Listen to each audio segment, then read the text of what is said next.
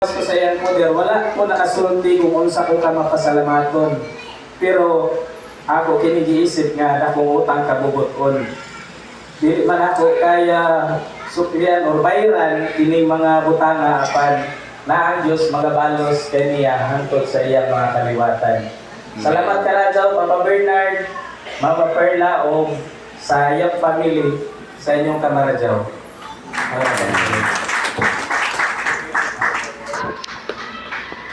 There is always a purpose ka dyan. Naliwan ka 2 years pa, o ba siya tawga, abot pa siguro to 4 years.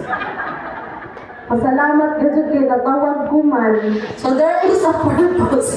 Awag yun sa pagdung nagdiktal dito. Gano'n nga ang may ninggawas na basta siguro kung siya ato daan pa rin, mga ibaw siya nag-andam ka. So salamat ka ayon no, sa mga anak sa tanan nga nag-greet and now.